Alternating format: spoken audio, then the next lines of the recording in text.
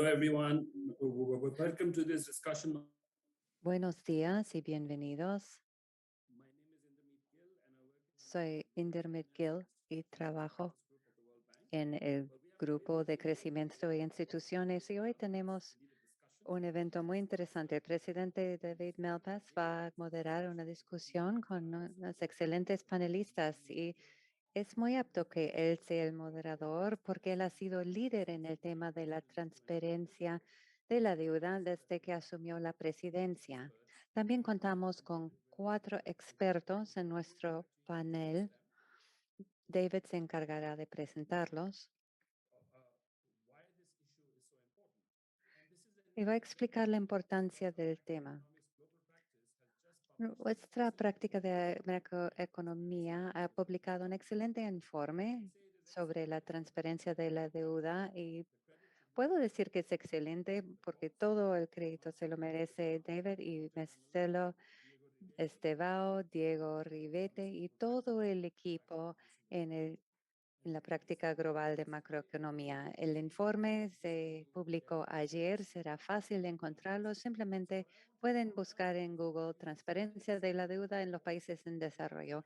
Voy a darles un resumen de 3 minutos sobre el informe. Esperamos que leen este excelente informe. Es excelente por 3 motivos. Primero, porque incluye estadísticas que realmente llaman la atención y voy a mencionar algunos. Primero, el 40% de los países de bajos ingresos no han publicado ningún dato sobre la deuda soberana en los últimos 2 años.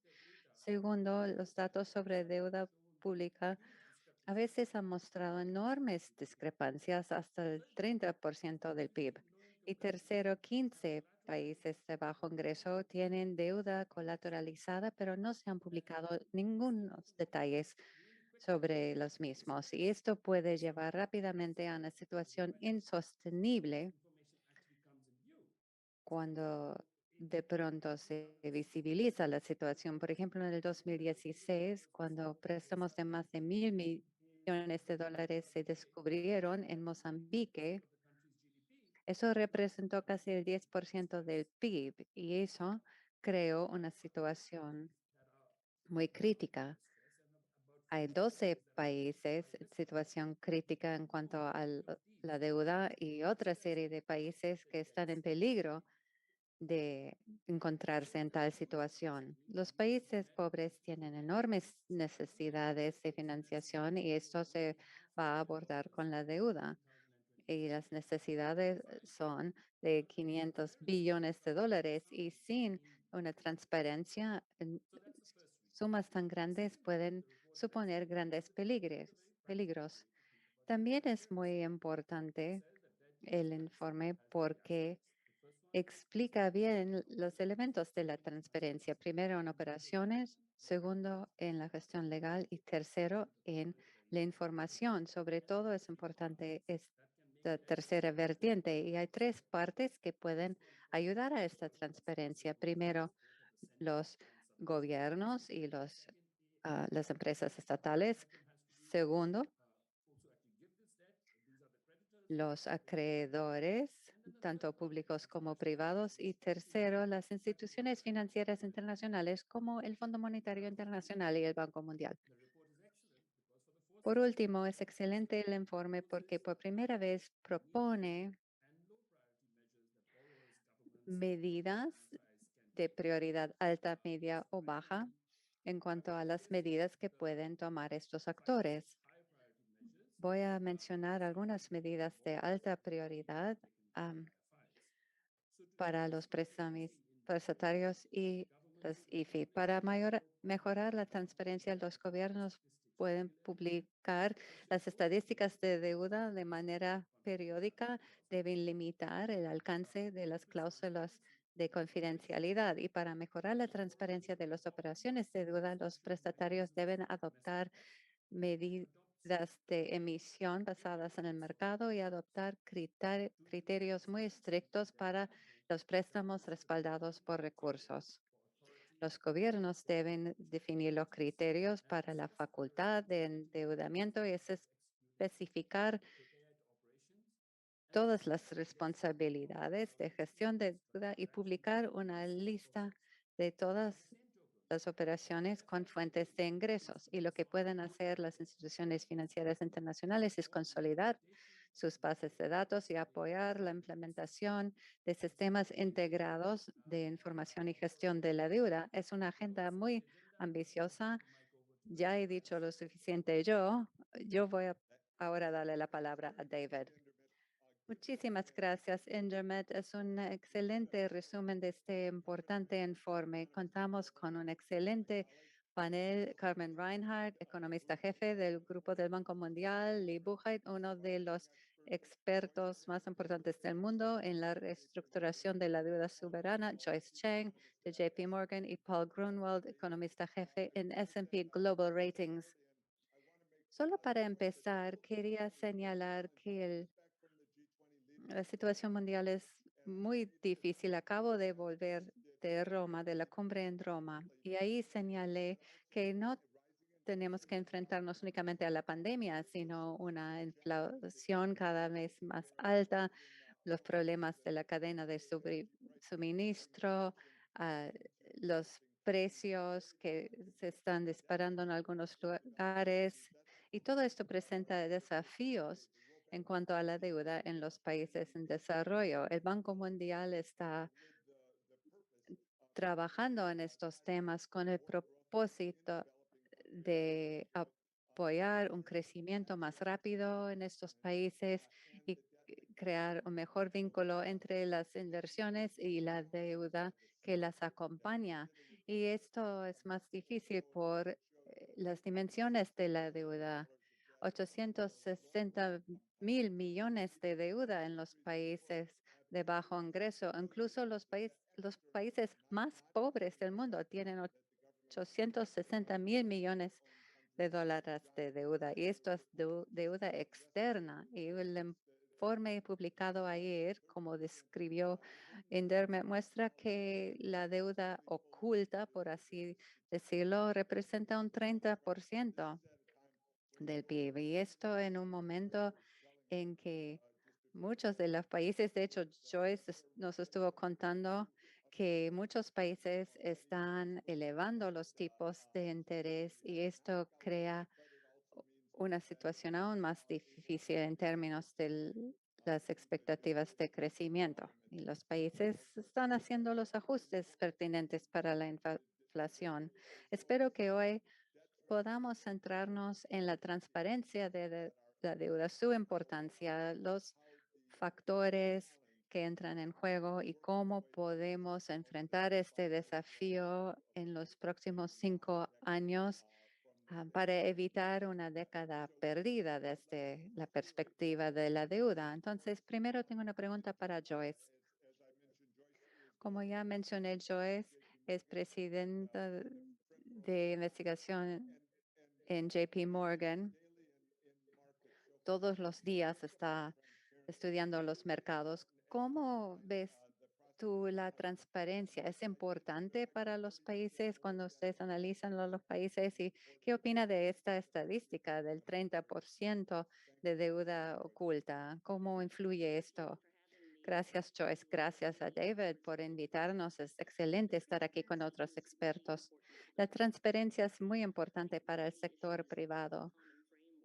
Un tema importante cuando se presentó el marco común es que se tenía la sensación de que no se estaba divulgando suficientemente la información y eso hace que sea muy difícil para el sector privado entender la situación real. El sector privado tiene obligaciones respecto de sus inversores, sus accionistas y las preguntas que nos llegan es cómo podemos agregar las distintas categorías de deuda, la bilateral, el sector privado, pasivos contingentes, ¿dónde está la garantía? Am, eh, eh, ¿Dónde hay garantías estatales implícitas y no solo explícitas? ¿Y cómo entra en juego el sistema bancario? Luego tenemos el tema de la deuda semi soberana y ahí sí existe una garantía implícita y estas cifras se han disparado. Hemos visto una emisión inédita de deudas, sobre todo por el lado cuasi gubernamental. Tuvimos más de 500.000 millones de dólares de deuda cuasi soberana emitida y para poder invertir en un país hace falta transparencia en estos temas para poder entender las distintas categorías de deuda, para entender las obligaciones reales del gobierno, donde el gobierno tendría que intervenir en momentos de crisis. Gracias. Creo que podemos pasar ahora a Lee. Y quiero decir antes que quiero que utilicemos los términos deuda colateralizada. Por ejemplo, si sea un préstamo a un gobierno o o a una empresa estatal, algo casi soberano, y se requiere una garantía real en términos de productos o otro tipo de garantías. Muy difícil conocer el precio relativo de, de este colateral y esto puede dar lugar a problemas de sostenibilidad. Y el problema se agrava aún por cláusulas de no divulgación o de confidencialidad cuando los contratos son opacos. Lee, podrías, no sé si quieres contestar tú o preguntarle a Joyce también. Pues muchísimas gracias, David. Es un placer estar aquí. Una estadística extraordinaria del informe es que el 10% de la deuda del África subsahariana contraída últimamente es precisamente la deuda colateralizada que acabas de describir. Y en muchos casos no es lo que uno se imagina. La garantía es la promesa de un activo, pero estas operaciones son estructuradas para ventas a futuro de un producto básico, por ejemplo. Entonces, el comprador, el prestamista, diría que ni siquiera es deuda. Por tanto, no debería reestructurarse conjuntamente con la deuda del país, ni siquiera se debería registrar como deuda, pero tiene el efecto. Los repos tradicionales son el equivalente económico de un endeudamiento garantizado y esto tiene implicancias en varios niveles. En la medida en que el país haya asignado una porción importante de sus ingresos futuros a la amortización de una deuda con un acreedor, pues es lógico que no va a estar presente para otros fines. Y si alguien presta fondos a esa entidad soberana, lo hará porque no ha entendido la capacidad real de pago en el futuro y como mínimo esto va a dar lugar a un problema de precio. Y entonces también hace la reestructuración de esa deuda particularmente difícil porque el comprador futuro de estos productos podría decirlo así, porque ellos tienen un interés que está gobernado por la ley de Nueva York o de Inglaterra y les podrían entonces estatizar esto y quieren quedar exentos. Dentro de la medida que esto está creciendo en significancia, representa un riesgo serio al sistema, pienso yo. Gracias. Entonces, deuda para los países de bajos ingresos ha subido 12%, aunque el G20 tuvo iniciativas importantes para tratar de reducir esto. Y entonces, la suspensión del servicio de la deuda, esa iniciativa que se evocó en el 2020, pero no tuvo la cobertura que se había esperado y ahora se está aplicando a Chad, Etiopía y Zambia. Volveremos a ellos dentro de un poco, pero quiero volver a lo que acaba de decir Lee y preguntarle a Paul. Yo sé que Standard Poor's eh, hace clasificaciones de países, de bonos, por lo menos así lo veo yo. ¿Cómo es que lo hacen si es que el caso, como muestra el informe, es que en algunos países en realidad la deuda es 30% mayor de lo que han revelado? Entonces, ¿cómo hacen para la clasificación? ¿Tienen ustedes cláusulas y ellos tienen cláusulas de no divulgación, a veces de los términos y todo esto? Entonces, ¿qué hacen ustedes en Standard Poor's para clasificar? Bueno, antes que nada, saludos a todos, David, y gracias por invitarme a esta sesión. S&P Global está completamente de acuerdo en apoyar estas iniciativas para aumentar la transparencia de la deuda. Usted tiene razón. El equipo tiene clasificaciones de estas deudas soberanas y muchas están pendientes. Y no están en el universo de clasificación, pero recordarles a todos que la idea de una clasificación no es predecir el impago de la deuda, pero la capacidad de pago en el momento en que se incurre. Pero algunos países, al no tener toda la información, porque eso sería lo ideal, pero para los 137 países que sí clasificamos, nos sentimos cómodos con la información que tenemos y pensamos que es suficiente para otorgar una clasificación. Pero cuando se reúnen todos los del grupo, tienen que ver si hay inconsistencias, omisiones, y algunas de las cosas que les alertarían serían estas omisiones que ellos detectan. Entonces, los comités de clasificación se les permite hacer un ajuste a la clasificación, aumentando o disminuyendo la clasificación. Hay un pilar fiscal, uno institucional y algo de discreción sobre la clasificación final. No es un proceso completamente mecánico, pero los equipos soberanos ya están al tanto del tema y esta falta de transparencia está empotrada dentro de la clasificación. Los préstamos de mayor calidad obviamente han divulgado más información sobre la deuda que incurren y a medida que van bajando las clasificaciones, claro, hay menos información, pero todo esto es de lo que hablaremos hoy. Lo que aumentaría la transparencia de la deuda nos ayudaría a nosotros a hacer nuestra labor de mejor manera y a los mercados. Voy a mencionar primero un problema mundial.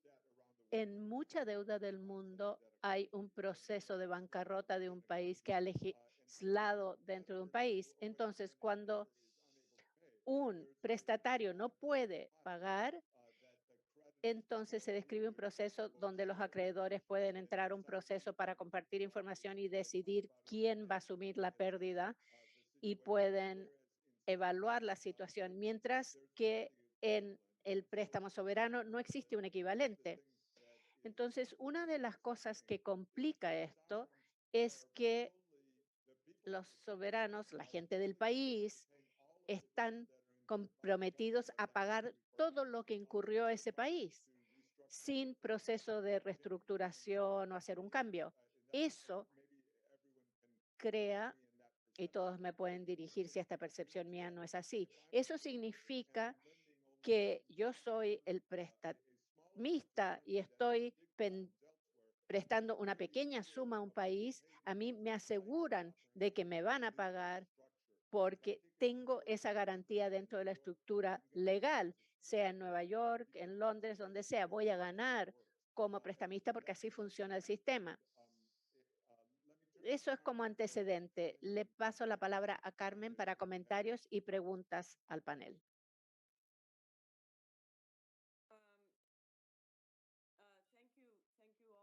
Gracias a todos por una discusión muy perspicaz.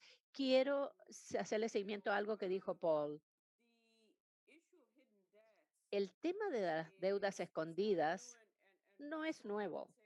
Y Paul, yo diría, ciertamente como este informe estupendo lo demuestra, es algo para los países de bajos ingresos y emergentes, pero no se reduce a estos países. Ciertamente es el caso en el caso de Goldman sobre deuda escondida. Fue una gran sorpresa hace unos años. Y a través de la última década más o menos, el tema de la deuda escondida parcialmente ha crecido mucho porque los acreedores y préstamos oficial, por ejemplo, China es el más grande, esto le aumenta también el servicio de la deuda de un país en particular. Parte de esa deuda ha sido reestructurada repetidamente. ¿Cómo trata Standard Poor's con una mayor incidencia de estas reestructuraciones? Y como dijo David, desde el año pasado la DSCI supimos o nos enteramos que la deuda soberana, o no, perdón, la deuda del Banco de Desarrollo Chino, habría un acreedor privado ahí y entraría en las clasificadoras. ¿Cómo ajustarían sus clasificaciones para tratar este nuevo panorama? Bueno, yo estoy encargado del equipo económico de clasificaciones y tengo que irme, pero usted tiene razón. Este es un desafío. Tenemos mucha deuda porque pueden ser organizaciones que no son del gobierno o puede ser una empresa estatal que le presta a otra empresa estatal a través de fronteras, pero es algo que nuestro equipo soberano tiene que tratar, tiene que estudiar y tenemos que clasificar hacia arriba o hacia abajo y alterar estas clasificaciones cuando vemos que es necesario. Cuando tenemos grandes, nos faltan como 60 o 70 países a nivel mundial, pero tratamos de poner todo esto de incluir todo esto dentro de nuestros criterios y para los detalles podría yo volver a hablarles, pero el equipo soberano está muy al tanto de que la deuda soberana no está en el estado de cuentas soberano, a veces no aparece, pero esto se incorpora dentro de las clasificaciones nuestras de acuerdo a nuestra percepción.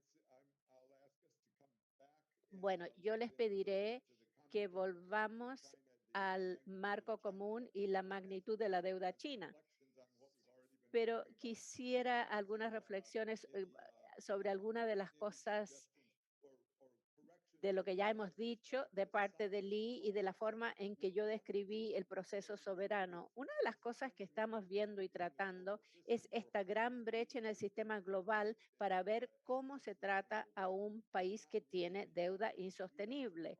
No existe un proceso oficial para hacerlo y estamos tratándolo de país por país, caso por caso. Entonces, corrígeme, Lee, en mi percepción, si no es así, y continuaremos de lo que tú digas. Muy bien. Yo voy a amplificar lo que has dicho. Tú describiste la mitad.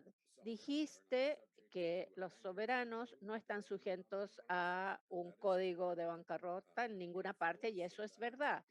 Siguiendo esto, dentro de la medida que han gobernado, que sus instrumentos de deuda están gobernados por derechos de otro lugar, de otro país, el acreedor puede entonces demandarlos. Hasta ahí eso es verdad, pero en ese momento se pasa otra vez el poder al soberano porque ese juicio le dará al acreedor una satisfacción emocional, pero no crediticia, no de dinero.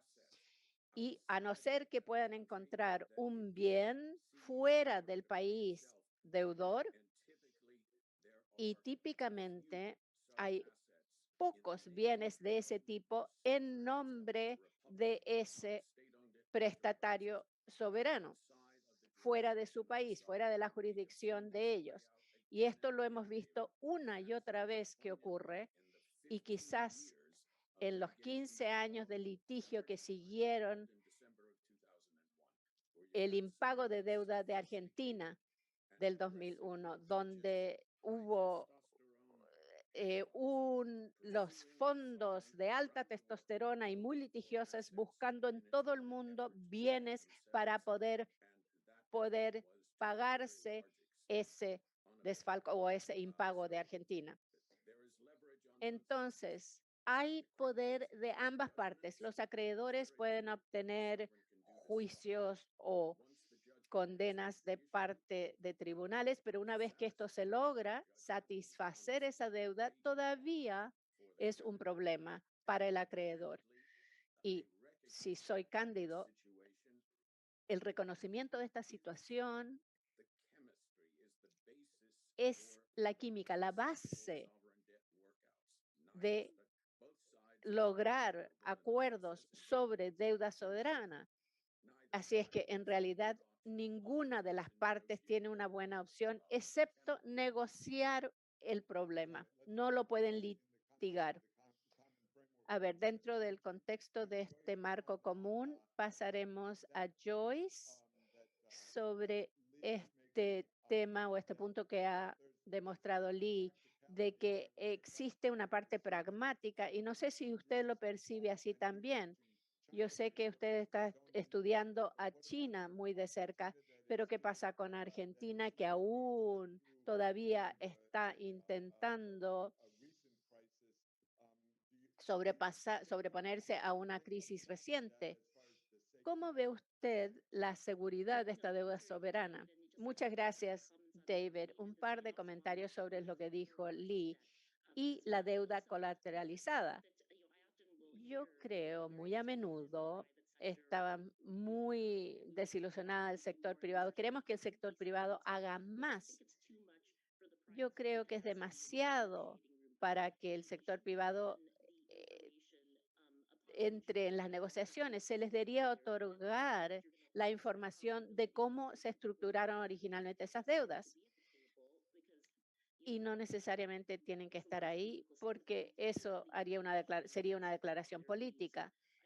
Pero hay que darles las opiniones por lo menos, y que esto creo que es parte del marco legal. Quiero decir algunas cosas sobre la deuda colateralizada y el Banco de Desarrollo de China que mencionó Carmen. Creo que todavía puede haber innovación y que los bonos aumentados por deuda o por préstamos, nosotros pensamos en estos bonos, pensamos en la época de los Brady Bonds cuando estaban colateralizados por el Tesoro de Estados Unidos. El tema es, ¿puede usarse los recursos oficiales del deudor? Porque a veces son relativamente pequeños para 230 mil millones de dólares en el mercado internacional. Esto es muy distinto a ventas adelantadas de un producto. Entonces, la pregunta sobre estos instrumentos colateralizados es que hay alguna manera de usar estos préstamos oficiales, como tenemos un grupo de financiación de los países en desarrollo que está estudiando esto para ver si hay formas de equiparar estas garantías de los préstamos. Yo, si no, estaría completa de muerte con Lee de que esto hace surgir dudas y preguntas reales sobre quién tiene la responsabilidad de otorgar la transparencia y cómo se puede hacer valer esa transparencia. Acreedores oficiales también hablan mucho de estos pasivos contingentes, y los académicos están enamorados de esto porque es una teoría económica que tiene sentido. A nivel teórico sí, pero en la práctica es más difícil poner en marcha esto. Carmen mencionó el tema más importante en cuanto al marco común.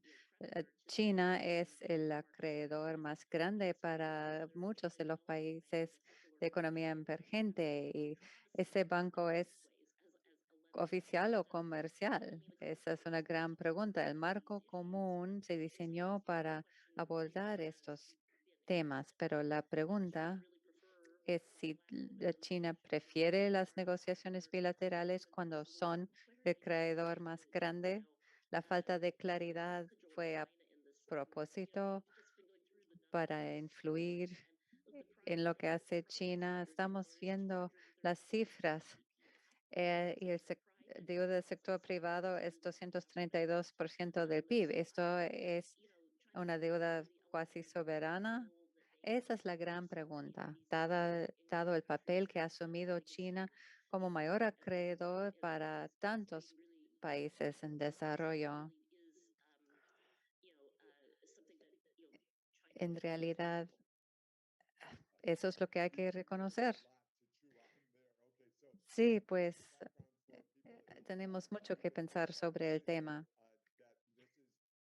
Estamos, para los que han llegado más tarde, estamos hablando de la deuda a a los países soberanos, sobre todo en países en desarrollo.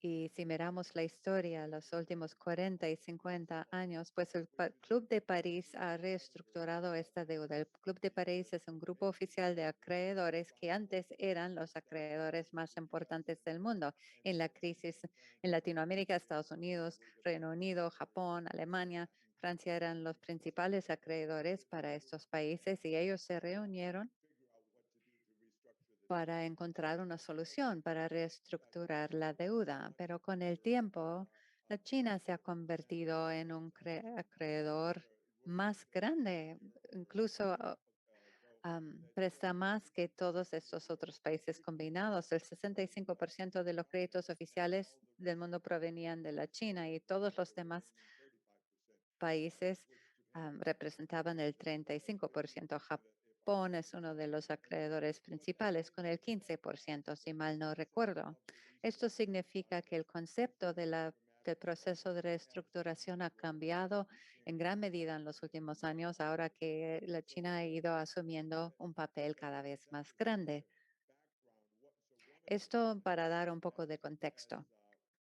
Ahora, uno de los desafíos, ahora que el mundo busca un proceso que permita un alivio de la deuda, una reducción de los países de la deuda para los países más pobres, los países en desarrollo en general, donde la deuda se ha convertido en algo ya sostenible. Los acreedores prestaron demasiado, los países asumieron demasiada deuda, las circunstancias han cambiado, no pueden pagar y estamos buscando una solución y ahí el G20 propuso el marco común.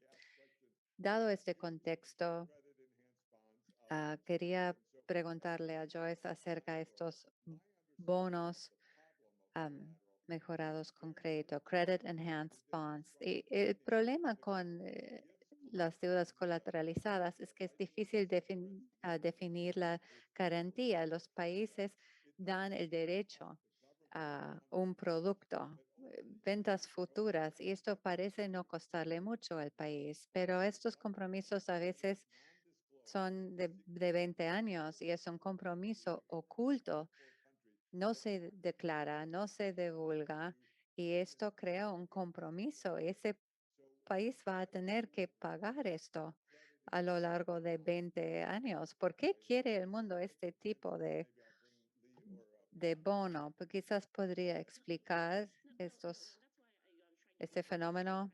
Sí, por eso quiero ser clara en cuanto a estos bonos, Credit Enhanced Bonds, ver si había una manera de apalancar los recursos de los acreedores para evitar estos compromisos a futuro, a 10 años, a 20 años, basado en ventas futuras de productos principales o a bonos vinculados al PIB.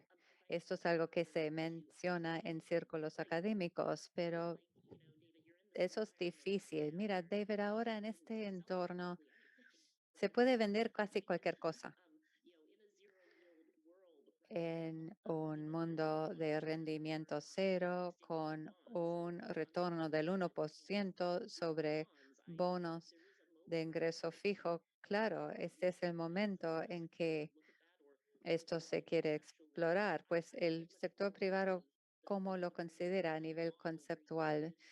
Estoy pensando en el plan Brady, ese modelo donde había una alianza entre las dos partes y eso daba mayor certidumbre al sector privado. Y creo que ya se ha señalado muy bien el problema de estos bonos. Esto lo hemos visto también con las garantías de PIB, todos estos mecanismos que no permiten una valoración futura muy precisa. Son los economistas que se inventan estas estructuras porque le encanta la economía teórica, son cosas que parecen tener sentido y les gusta inyectar un elemento automático para reducir la discrecionalidad. Pero para mí lo que más sentido tiene es subsidio del acreedor. Una pequeña observación y luego vamos a pasar a Lee y Paula Carmen. Pues Joyce, todos nos buscan al Banco Mundial para ese subsidio del acreedor, pero no sabemos cómo fijar el precio. Quieren la garantía, pero el Banco Mundial nunca va a poder valorar esto tan bien como el sector privado, que tiene un mayor interés en evaluar bien el valor. No queremos costos mal alineados. Pasemos ahora a Lee y Paul, a Carmen, el tema que quieran. Carmen, adelante. Pues si me permiten comentar sobre algo que dijo Joyce. No es solo que los economistas estén enamorados de estos contratos que acabas de describir, es que quieren una participación de riesgo entre los acreedores y los deudores. Eso se hace porque permite que un país capaz de pagar menos pague menos. De hecho, veo que su visión es la visión del creador y eso se entiende perfectamente, pero el sentido de esto es una participación del riesgo. Un ejemplo sería como el caso de fuerza mayor. Pasemos ahora a Lee, pero voy a compartir una declaración. El Banco Mundial y yo estamos a favor de los países que están en la población de los países en desarrollo. Queremos encontrar la manera de unir los intereses de ambas partes. Hay quienes, los ahorristas que quieren invertir en algo bueno, no están pidiendo un retorno muy alto. Y ahora, con los tipos de interés tan bajos, es el momento. Queremos encontrar la manera de juntar los intereses de ambas partes y nuestra observación ahora es que no está funcionando muy bien para nada para los que se encuentran en los países más pobres. Y es por eso que estamos buscando la manera de avanzar en esto. Lee, ¿alguna observación? Sí, pues Joyce ha mencionado lo que podrían hacer las instituciones financieras internacionales en cuanto a las obligaciones soberanas, pero ese es un tema muy distinto al tema que mencionamos antes, donde el país o la empresa estatal está comprometiendo flujos de ingresos futuros. David, el tema que has mencionado, si las instituciones financieras están en condiciones de valorar esa mejora crediticia. ¿Recuerdan lo que ocurrió con las transacciones Brady? No había garantías de parte del sector oficial. Lo que ocurrió era que el Fondo Monetario Internacional, Banco Mundial prestaron a los países deudores y esos fondos se utilizaron para comprar obligaciones del Tesoro de Estados Unidos con un vencimiento a 30 años y se utilizaron para garantizar el repago de los bonos Brady. El mundo ya ha hecho pequeñas incursiones en este territorio inexplorado. Creo que fue el bono parcial en Ghana en el 2012. La pregunta que siempre ha existido es, ¿cuál es la mejor estructura para poner una mejora crediticia sobre un instrumento de deuda para poder predecir cómo el mercado va a valorar esto? Debería ser posible decir, estos son los términos, las condiciones en que podría contraer deuda sin esta mejora. Esto es lo que podría lograr con la mejora, y si el valor es mayor en el segundo caso, entonces tiene sentido que la institución financiera lo haga. Ahora, existe cierta rigidez en el enfoque del Banco Mundial. El Banco Mundial trata una garantía parcial, un pasivo contingente, como si se tratara de un préstamo directo. Y si el país tiene una capacidad de endeudamiento con el Banco Mundial, van a agotar esa capacidad pidiendo una garantía parcial, incluso si nunca se aplica. No le escuchamos, David.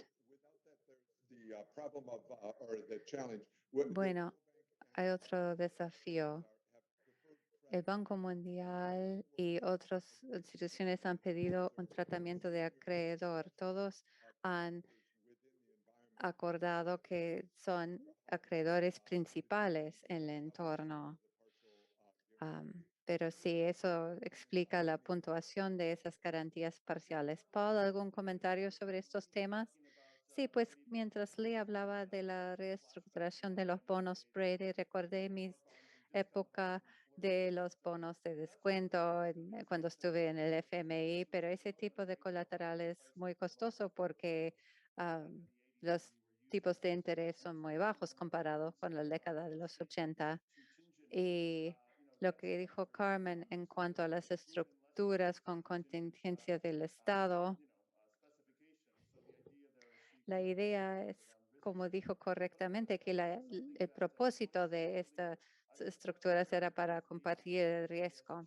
Pero quería volver a lo que mencionó Joyce de los ESG en el contexto mayor de la deuda, y nosotros en Standards Poor's y otros en el mercado estamos intentando encontrar la forma de calcular los ESG. Nosotros siempre hemos sido una agencia calificadora, pero lo que estamos haciendo ahora es ver cómo podemos crear un marco común en el mercado alineado con el sector privado para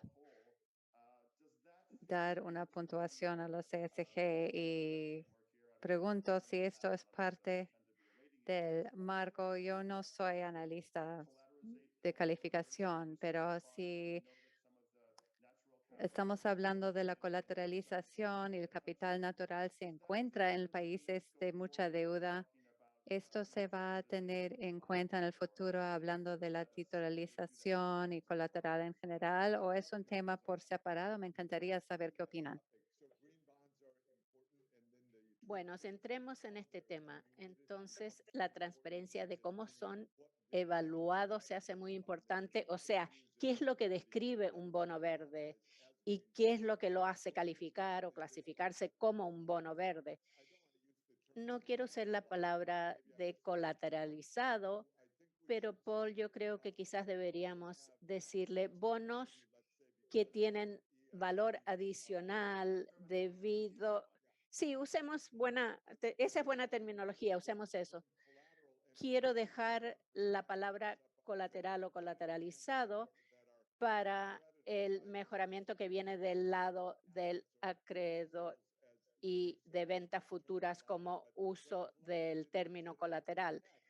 pero lo que hace es proteger, es parecido al colateral, pero le vamos a llamar valor adicional.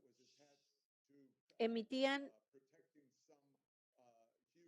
la idea de proteger a una gran porción de terreno, de territorio en Colombia, y solo eran una mejora de 7 puntos bases en el retorno o el rendimiento más bien.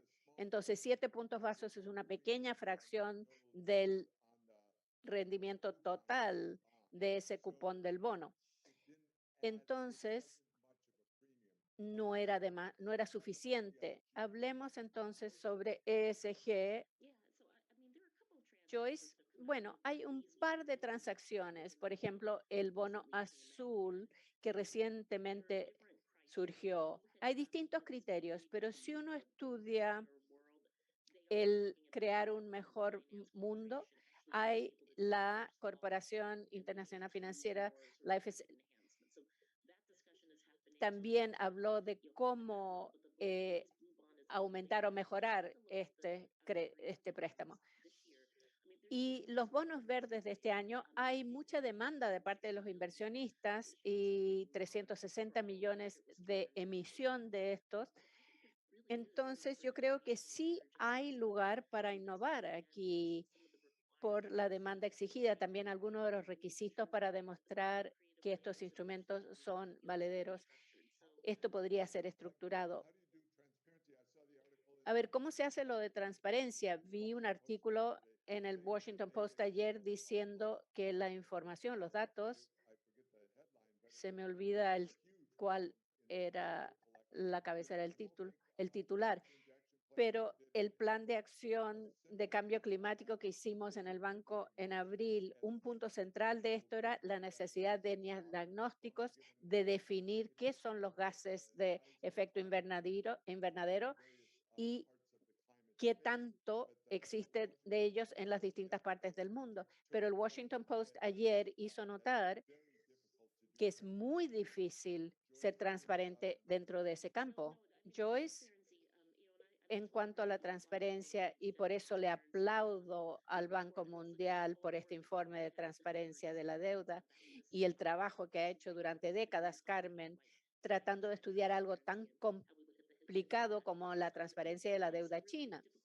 Realmente es muy difícil. Muchos de estos temas en los cuales trabajamos es si estamos hablando, por ejemplo, de deuda o si estamos tratando de pronosticar algún programa nuevo de gobierno, cuál es la forma realista de medir el precio, el costo de la carbonización y otros sistemas de medición.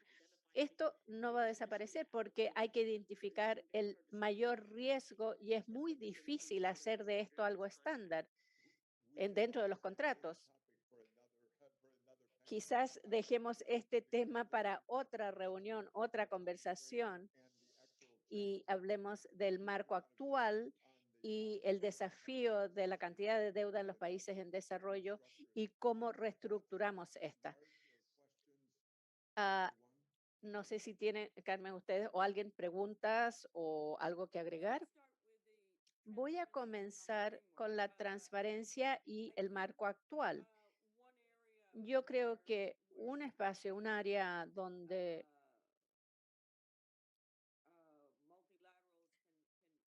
las entidades multilaterales pueden jugar un gran papel es estableciendo la transparencia. La transparencia no va a llevarnos a un acuerdo de los acreedores así porque sí, pero para que estos comités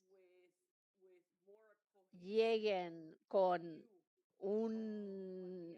una vista más cohesiva de cuáles son los pasivos o las responsabilidades dentro del contrato, como mínimo, y aquí le dejaré a Lee, que es la autoridad sobre el tema, pero yo creo que como sería un mínimo punto de partida para comenzar las negociaciones y las discusiones desde un punto común sobre a quién se le debe qué y cuáles son los términos de pago. Pero déjeme decir que en cuanto a este marco común, es un primer paso necesario por dos razones. Una, porque es un reconocimiento de que el problema para muchos de estos países de bajos ingresos y ciertamente para varios países de ingresos medios también. Y tiene menos que ver con liquidez, pero con solvencia mucho más a menudo. Entonces, del punto de vista de SSI, de los DSSI, de la emergencia de la COVID, para llegar a algún alivio de la deuda. Habiendo dicho esto, lo que yo creo que ha hecho el marco común es transferir el Club de París a el G20, de tal manera que los que no eran miembros del Club de París, como China, Arabia Saudí y otros que no eran acreedores del Club de París, formen parte de la discusión. Quizás estoy siendo demasiado pesimista, pero quería decir que recientemente hice un estudio que se llamaba Los bonos soberanos desde Waterloo y el tema común es que los acreedores quieren que se les pague y los deudores quieren que les recorten la deuda de alguna manera porque ven que no lograrán pagar la deuda completa. Entonces, encontrar un punto común entre esas dos partes o esas dos visiones históricamente ha demorado mucho tiempo. Y en cosas como el Plan Brady, por ejemplo, que mencionó Joyce y que ya se ha mencionado un par de veces, eso vino mucho después, años después de la crisis. Entonces, nuestra tarea principal sería intentar expeditar o agilizar el proceso. Bueno, entonces iré a Lee para una respuesta a eso, pero sí quiero mencionar algo de lo que dijiste, la inconsistencia, o yo pienso el tercer problema es que los acreedores quieren que se les paguen, los deudores quieren que se les recorte la deuda, pero la gente del país en desarrollo necesitan un avance. O sea, quiero hacer un triángulo aquí. Existe el interés del gobierno del país prestatario, el interés de los acreedores y las personas del país, porque si yo soy el gobierno de un país pobre, yo puedo entregar los derechos al petróleo durante 20 años, porque yo no voy a estar aquí 20 años. Entonces, voy a estar 4 años. Y si alguien dice, construyan carreteras o páguenle a la gente a través de esos 4 años, yo estoy dispuesto a entregar mucho valor futuro para lograr lo que yo quiero de inmediato. Entonces, hay que tomar en cuenta bien los intereses del pueblo, de la gente de ese país, cuando su país está firmando contratos. Y eso es lo que exige la transparencia completa. Nadie está en la posición de poder evaluar cuál es el interés exacto del pueblo del país, de la gente del país. A ver, Joyce mencionó en algún momento la necesidad de que los acreedores privados vean la información desde el análisis oficial que se hace. Y esto es un tema práctico en Chat, por ejemplo. Chat pidió tratamiento de marco común y el marco común es algo que ofrece generalmente el G20. Lo escribieron en el comunicado y que el acreedor del sector privado dice debería o se le exige que participe en la reducción de la deuda para Chad por la visión del Fondo Monetario y el Banco Mundial, que Chad tiene una cantidad de deuda insostenible, es muy grande. Entonces la idea es cómo proveerle ese alivio de manera en un tratamiento comparable. Y el sector oficial, por lo tanto, tiene que compartir la información con el sector privado, quizás no en chat, pero en general. Y quiero preguntarle a Lee sobre esto entonces. Algunas de las cosas que nosotros estamos tratando de que sean parte de este marco común, uno es que sea más rápido, que se agilice de alguna manera, después que sean comparables entre los distintos deudores o acreedores y que haya una comprensión para poder expeditar o facilitar el proceso de estructuración para alivio de la deuda dentro de un país. Y 4, de que exista claridad para que el sector privado participe y la China, perdón, también participe. A ver, Lee, ¿podrías darnos tus opiniones? Sí, un poquito, David. A ver, el marco común dentro de la medida que también trae a otros países acreedores como la China, la India y Arabia Saudí, que no eran parte del Club de París, es algo que se debería elogiar. Pero cuando si hay bilaterales que no son del Club de París ahora, esto es un esfuerzo para mejorar esto y hacerlo más fácil y comprensible. Hace solo un año que el G20 anunció este marco común. 3 países fueron signatarios rápidamente al inicio de este año y que yo sepa, no hemos visto que los comités bilaterales acreedores de estos países que hayan establecido términos de reestructuración. Y para mí eso es inexplicable, porque no es tan difícil lograrlo o hacerlo. Se podría decir, hemos tenido una gran alza en los precios de los productos básicos o del petróleo en el caso de Chad o en Zambia, que puedan haber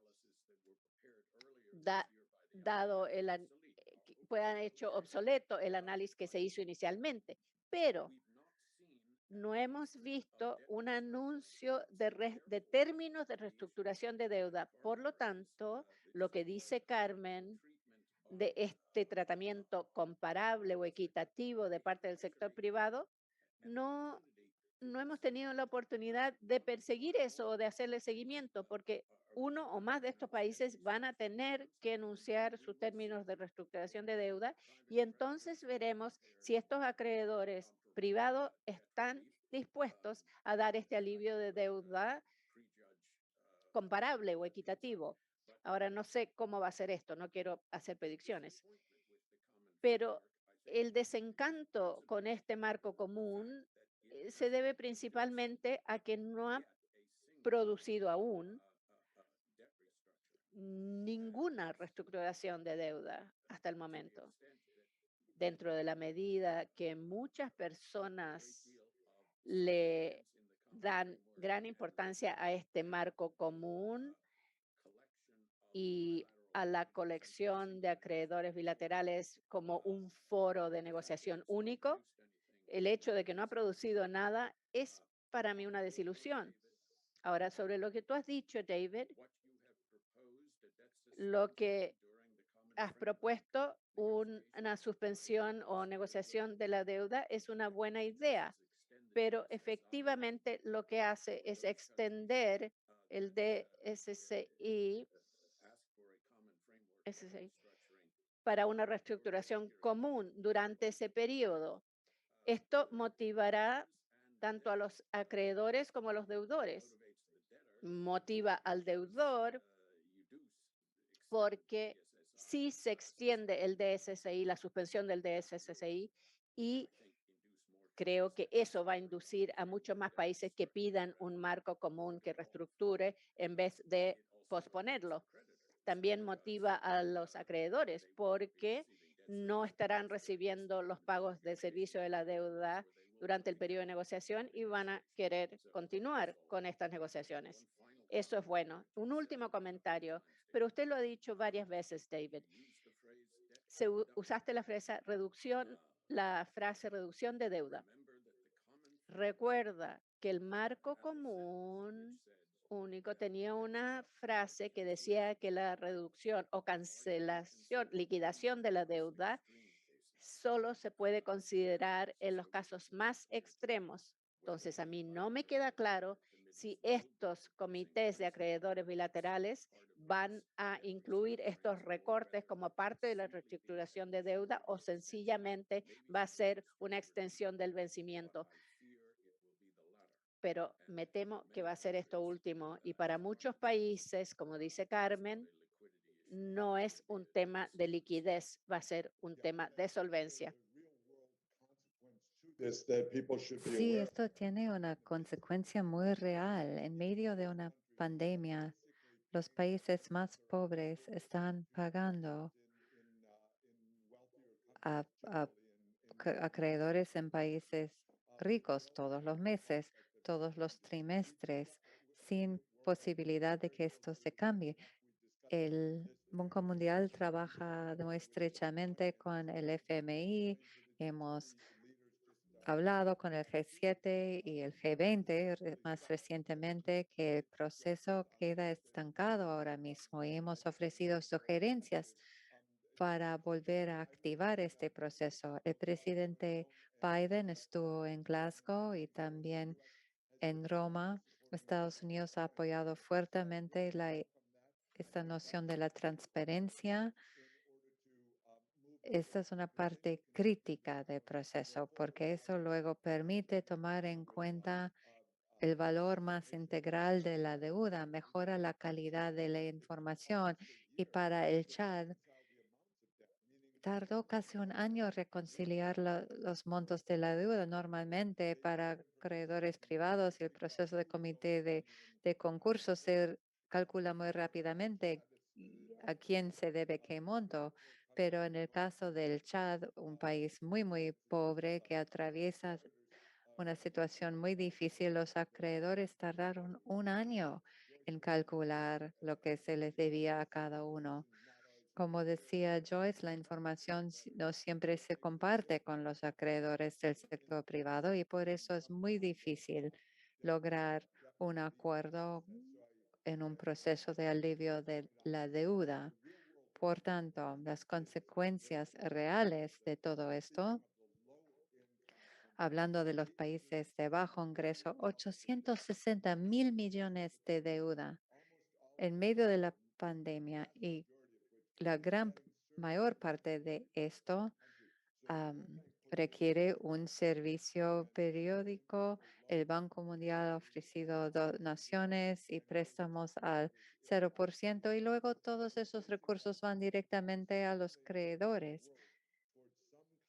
Y por eso queremos impulsar algún proceso que ponga fin a este círculo vicioso. ¿Algún comentario adicional antes de pasar a las preguntas del público?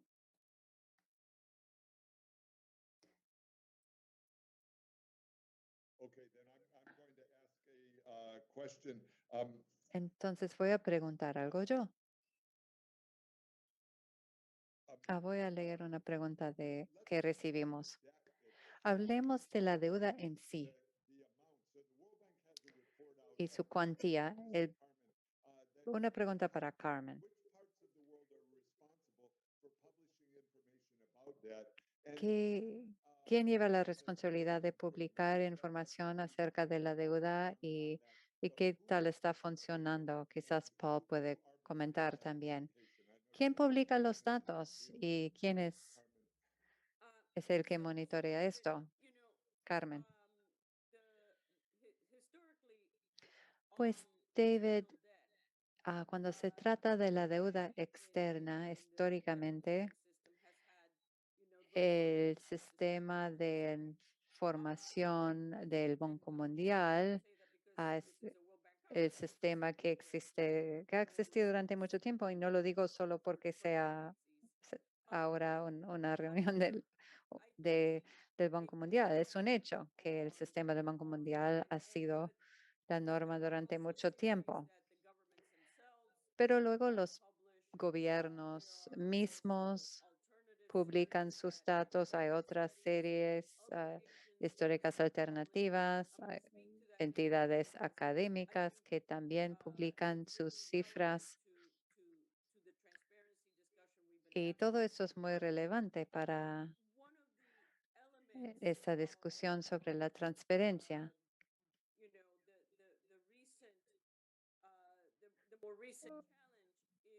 Un elemento en cuanto a los desafíos más recientes Es que ahora que el endeudamiento es cada vez más complicado, ahora entran en juego las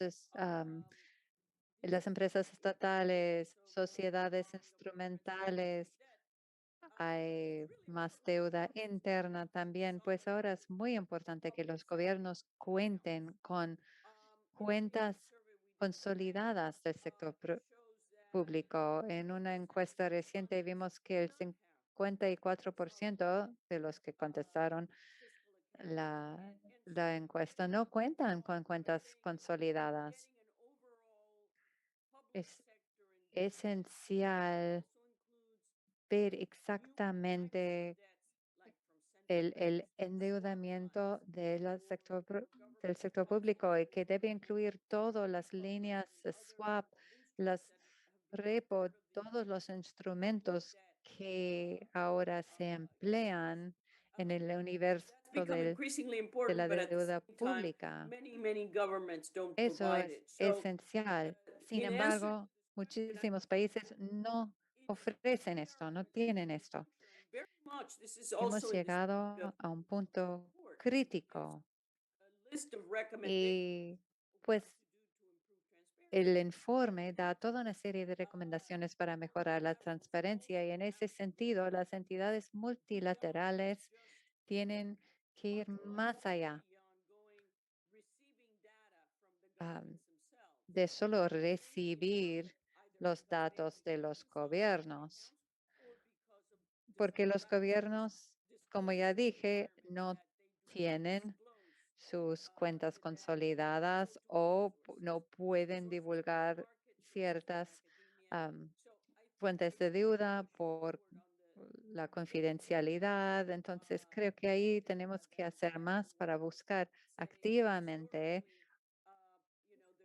datos de mayor calidad. Tenemos el nodo de datos del Banco Mundial, del FMI, pero tenemos que ir más allá buscando otras fuentes de datos, precisamente por otros tipos de endeudamiento. Sí, estoy totalmente de acuerdo, David. El equipo soberano del S&P no tiene su fuente mágica, también utilizamos las mismas fuentes y cuando vamos a un país es como muy parecido a la misión FMI del artículo 4. Miramos los datos oficiales y por falta de capacidad o otros motivos los datos no son completos, luego tenemos que buscar otras fuentes. Estaríamos totalmente a favor de cualquier esfuerzo por mejorar la transparencia de la deuda para que nuestros equipos pueden hacer su trabajo de manera mejor y no solo por los pasivos contingentes y todo lo que ocurre fuera del presupuesto. Ahora tenemos también actores digitales, deudas digitales con contratos inteligentes, cosas que van a individualizarse, vamos a tener tantas deudas. am, Va a ser un entorno muy heterogéneo, va a ser cada vez más difícil dar seguimiento a todo esto, pero utilizamos las mismas fuentes que las instituciones financieras internacionales y por eso estamos a favor de cualquier mejora. Nos quedan 5 minutos. Am, Nos interesa, o me gustaría hablar de las cláusulas de acción colectiva, si han funcionado, si hay maneras de extenderlas o maneras de mejorar el sistema mirando al futuro. Lee y Joyce. Primero, Joyce. Las cláusulas de acción colectiva funcionaron y se podrían extender a otros tipos de contratos. Yo creo que estas cláusulas sí fueron todo un éxito y podemos hablar más de esto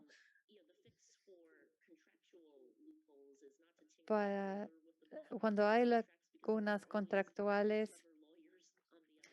Pues tenemos que reconocer que siempre hay abogados muy listos y por eso es mejor simplificar los contratos de bonos en lugar de tener contratos más complejos. Y volviendo al tema de la transparencia, los acreedores oficiales ahí lo que ha sido muy importante es la asistencia técnica del Banco Mundial y otras entidades a la consolidación de datos y, y la información es excelente. ¿Qué pueden hacer los acreedores? Es precisamente lo que hacen a nivel de asistencia técnica para los países más pobres y también para la eurozona. Si vemos el ejemplo del FMI con Grecia, hay que reconocer la gran importancia de la asistencia técnica de parte de los acreedores oficiales. Hay mucho talento, mucho conocimiento. Esto es algo que puede ayudar a contar con información común y transparente. Volviendo a las cláusulas de acción colectiva, sí, son excelentes, pero siempre la normalización es clave. Hoy se mencionó a Grecia y los repos de los bancos centrales. Estamos buscando entender el efecto de las opciones y estos swaps se han incluido en el DRS del Banco Mundial como una forma de deuda. Ahora utilizamos el término instrumentos con características de deuda para entender mejor la situación real. Hablando de la simplificación de los contratos de bonos o cláusulas de acción colectiva, ¿qué pueden hacer los gobiernos para que este sistema funcione mejor? ¿Qué podría hacer el gobierno de Estados Unidos, el Reino Unido? ¿Qué opinas? Yo estoy totalmente de acuerdo con Joyce. Las cláusulas de acción colectiva han sido un avance importante. Han ayudado a lograr soluciones ordenadas a la deuda soberana. Hasta muy recientemente en Belice, donde Belice aplicó esta cláusula para sus bonos internacionales para lograr el retiro de estos bonos, pero solo funcionan hasta cierto punto. Las cláusulas de acción colectiva solo se encuentran en contratos de bono, no en contratos de préstamos sindicados. En Grecia, solo 17 de los bonos, solo se utilizó esto en 17 de todos los bonos y los creadores pueden lograr evitar la aplicación de estas cláusulas. Por tanto, la pregunta es, ¿podemos hacer más? Hay quienes dicen, como David acaba de mencionar, que debemos volver a la idea de un mecanismo legal de reestructuración de deuda soberana, quizás no tan agresivo como el mecanismo propuesto por el FMI en el 2002, pero alguna intervención legalmente establecida, por lo menos en las jurisdicciones de Estados Unidos y Reino Unido, cuyos sistemas rigen la mayoría de estos créditos. Claro, es una decisión política, pero no es imposible. El Reino Unido hizo algo similar en el 2010 en medida más limitada en relación a la iniciativa de los países pobres altamente endeudados, pero creo que eso es para otra reunión. Bueno, me han dicho que concluya. Este fue un panel estupendo y muchas de las cosas que hemos dicho fueron estupendas y tenemos que cerrar.